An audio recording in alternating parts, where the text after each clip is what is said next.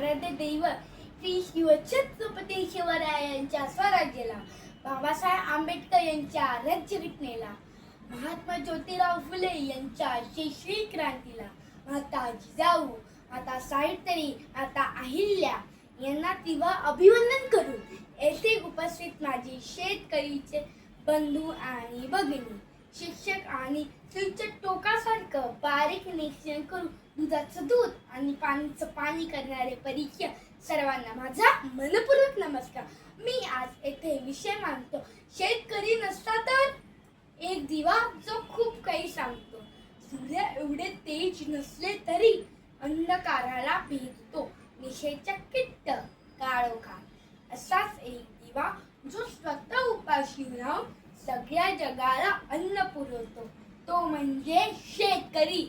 आपला अन्नदाता शेतकरी आपल्या समाजामधील सर्वात महत्त्वपूर्ण व्यक्ती आहे.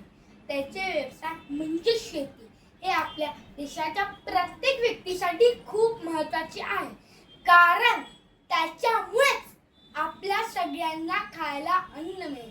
अशा वेळी शेतकरी नसता तर हा विचार खूप भयंकर आहे. आपण कधी विचार केलाय का की ताटात अन्न तसेच ठेवून कसरत काही सेकंदात फेकून देतो. ते सर्व गोष्टी पिकवताना शेतकऱ्याला किती त्रास सहन करावा लागला असेल. माजी पंतप्रधान लाल बहादूर शास्त्री यांनी देशाला संदेश दिला होता, जय जवान जय किसान.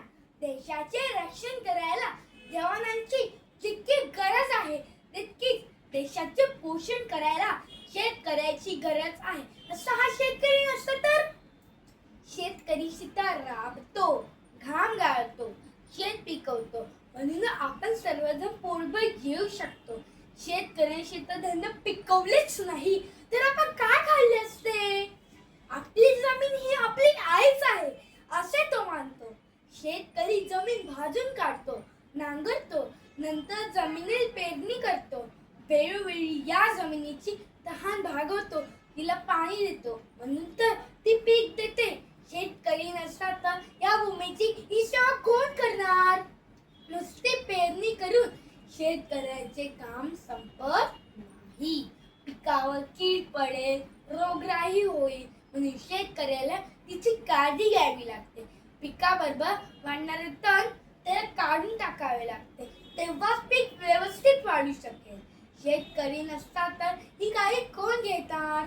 शेतकरी स्वतः कापूस पिकवतो, मात्र त्याच्या अंगावर कपडे नसतात. शेतकरी शेताबरोबर गुरेही सांभाळत असतो, बैल त्याचे सहकारी असतात. त्याच्या कष्टावर त्याचे शेत फुलत असते. त्याच्या गोठ्यातील गाई म्हशी दूध दही लोणी देत असतात. शेतकरी त्यांची काळजी घेतो, त्यांना प्रेम देतो. शेतकऱ्यांची खरी किंमत समजून त्यांच्या हितासाठी सत्य पावले उचलली जावी, जेणेकरून शेतकरी जगला पाहिजे आणि वाचला पाहिजे.